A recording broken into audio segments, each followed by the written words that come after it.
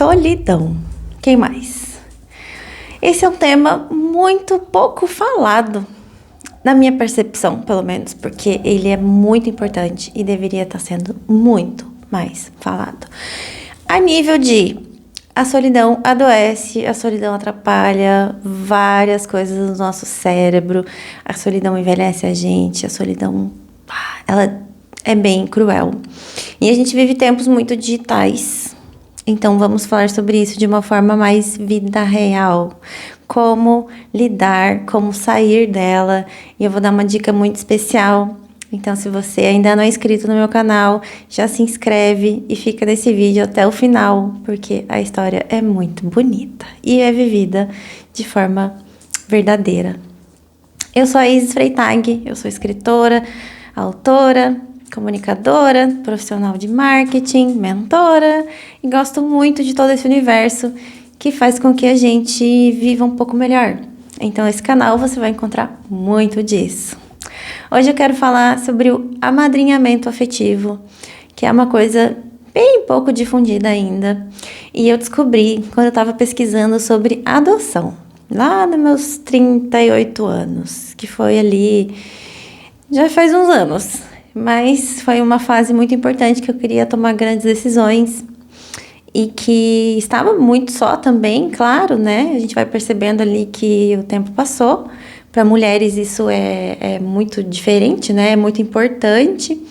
Então, a gente vai começando a entender ali quais são as nossas necessidades, o que a gente quer da vida, e enfim, como seria. A gente imagina cenários. E tem coisas que não pode voltar atrás, né? O que a gente fez, o que a gente não fez, a gente não fez. Então, a franjinha sempre incomodando no vídeo. Então, a gente tem que tentar ali encontrar um caminho de como seguir melhor, né, dali pra frente. E eu acho que toda hora é hora de revisitar o nosso trajeto, de mudar a rota e de refazer quem nós somos e quem nós queremos ser o tempo inteiro. Toda hora é hora, nunca é tarde. Estamos vivas e estamos no mundo para isso, né? Para melhorar, para evoluir. E, inclusive, é uma coisa que na terapia, na psicologia, na psicanálise, na psiquiatria até, é uma coisa que sempre perguntam: com quem você vive? Você tem amigos, você tem vínculos, você tem família perto e tal. Então, é uma coisa muito que a gente muitas vezes não consegue escolher isso, né? Por exemplo, não ter família. É um troço que você pensa, tá, não, o que eu vou fazer sobre isso? Eu vou construir a minha própria família? Mas também não é bem assim, né? E na nossa idade também já tem muita gente que não tem pai e mãe, né? Eu tenho minha mãezinha, ainda bem, mas a gente tá bem longe, morro de saudade. A gente não consegue ver tanto quanto eu gostaria, até pelas condições todas que envolvem, né, a vida. Então, vou contar pra vocês como foi a minha experiência quando eu caí, sem saber o que era, no amadrinhamento afetivo. Eu falo assim, eu coloco no feminino, porque o termo usado é apadrinhamento afetivo, né? De afeto e de padrinho. Mas, gente, eu até hoje nunca vi um homem, pode ser que exista, é claro, deve existir. Aliás, gostaria muito de saber que existe um homem que procurou ser padrinho. Geralmente são casais, e eu entendo que sobre mais para a mulher, né, dessa decisão e inclusive das responsabilidades que trará. E eu vi muita mulher sozinha também. Então, eu troco pro amadrinhamento porque eu sou mulher, certo? Amadrinhamento afetivo. O que é? Vou contar para vocês. É um projeto que tem em muitas cidades. Você pode pesquisar na internet, assim, pelo termo apadrinhamento afetivo e sua cidade, que provavelmente vai aparecer alguma coisa. Eu fiz quando eu morava em Curitiba e eu passei por uma palestra, né, com as psicólogas e as cuidadoras ali do projeto, porque elas que fazem a ponte entre os abrigos, onde estão adolescentes e crianças, e as pessoas que querem amadrinhar. Foi bem interessante. No dia da palestra, Eu não falo muito aqui pra vocês, né? Mas eu sou uma pessoa muito intuitiva e muito espiritualizada também.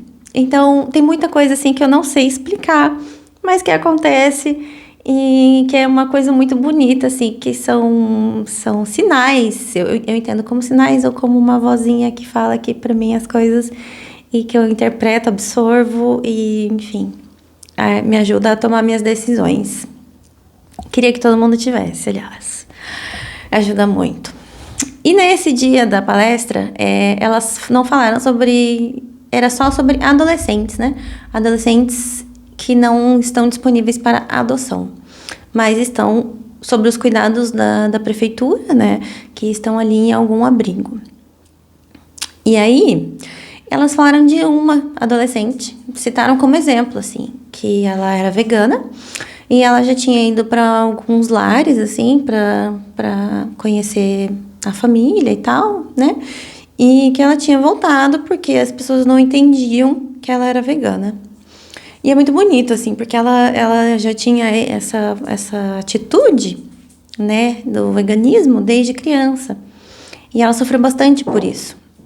Então, ela foi tirada da família, né, pai da mãe e tal, por vários outros motivos também. Óbvio que não por ser vegana, mas isso influencia em muitas coisas, né. E aí, ela estava no abrigo já fazia um tempo e não tinha dado certo com nenhuma família. Mas, gente, vou explicar primeiro pra vocês o que é o amadrinhamento afetivo. Acho que eu pulei, né? Tô muito com vontade de contar a minha história. Mas ele é assim, as pessoas perguntam, quando eu falo sobre isso, as pessoas perguntam, na época, inclusive, quando eu tava vivendo, perguntavam se era sobre dinheiro. Ah, mas amadrinhar tipo dar dinheiro? Porque existem outras coisas no mundo que são sobre fazer doação, né? Sei lá, adotar uma árvore, alguma coisa assim, sei lá, que daí envolve que um grupo cuide, que então tem pessoas que precisam ali de verba para cuidar de tal coisa, né? Enfim, nesse caso não, nesse caso é sobre afeto.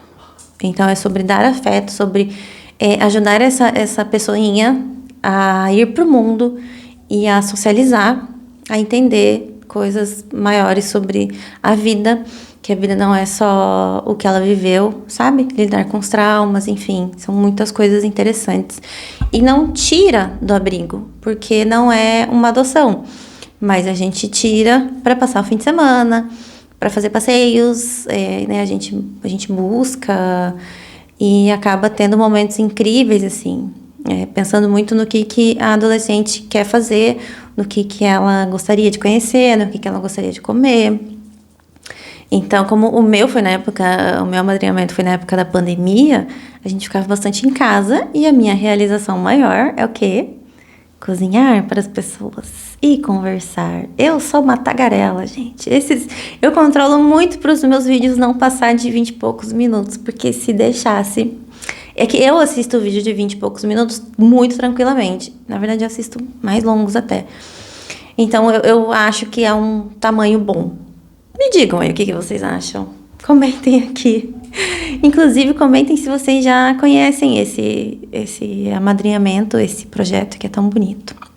Ou se vocês conhecem alguém que já participou. E aí, enfim, ali como era na pandemia, aí eu fui conhecer ela, eu nem podia entrar no abrigo, mas a psicóloga que estava no abrigo na época deu um jeitinho da gente se conhecer de longe.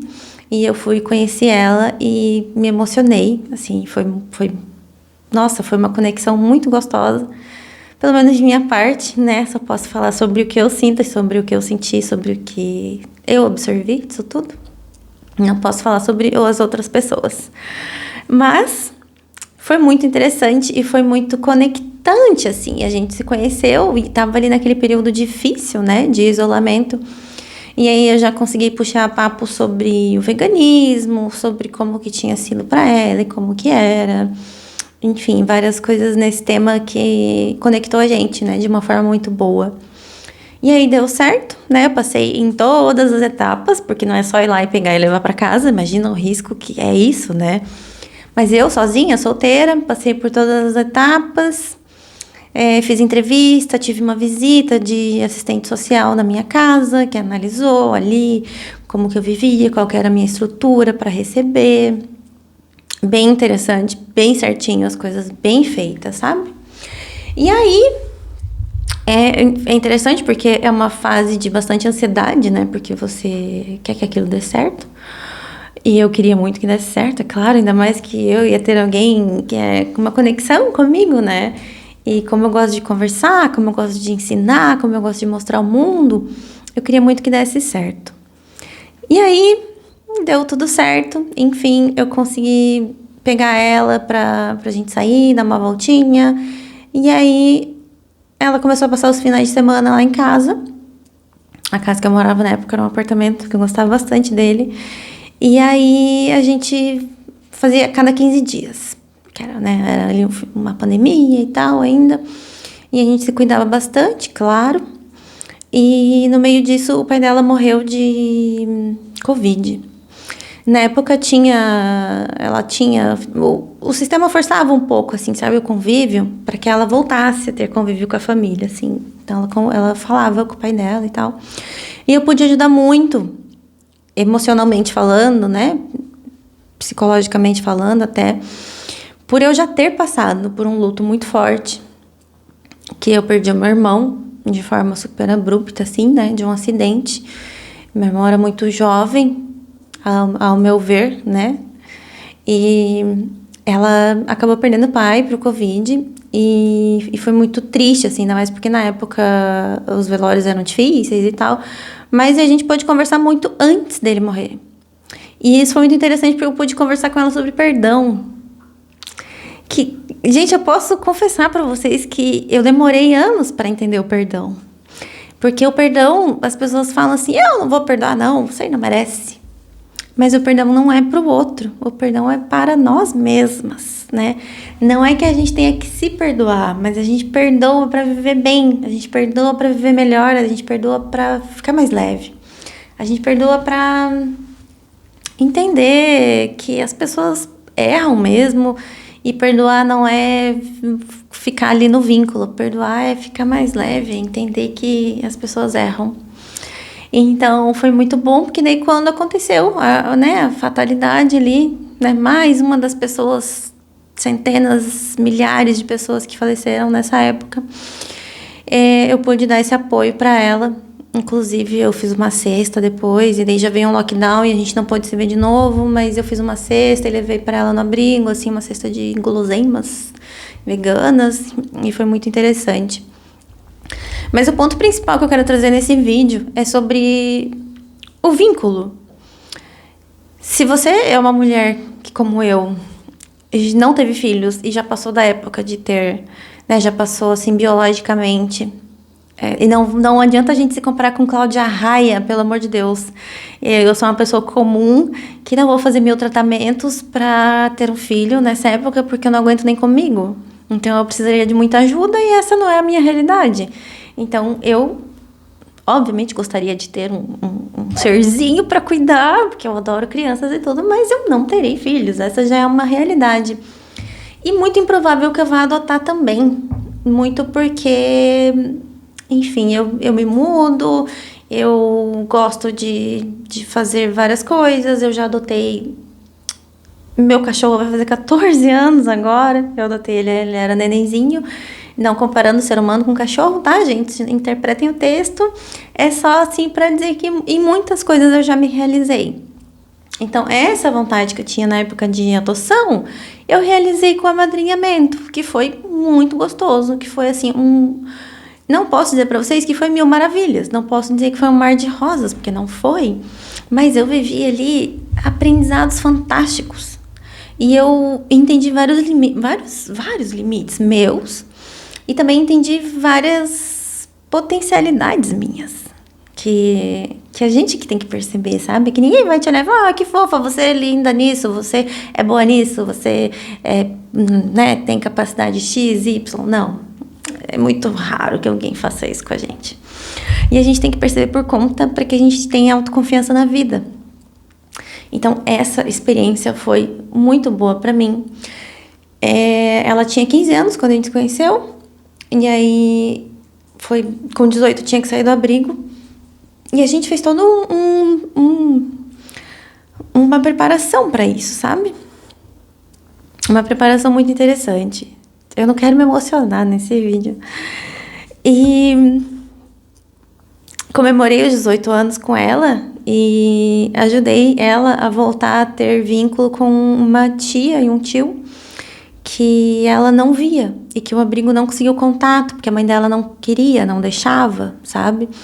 E o abrigo, ele tenta, como eu falei antes sobre o pai e tal, a mãe, o abrigo fica tentando achar um vínculo familiar, porque quando fizer 18 anos tem que sair do abrigo.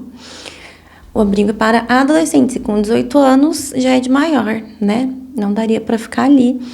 Então, foi muito bom, porque eu pude ajudar a encontrar soluções, sabe? E ajudar a voltar a ter esses vínculos. Voltar, talvez não, porque acho que ela nunca nem teve. Mas a tia tinha um carinho muito, muito importante por ela.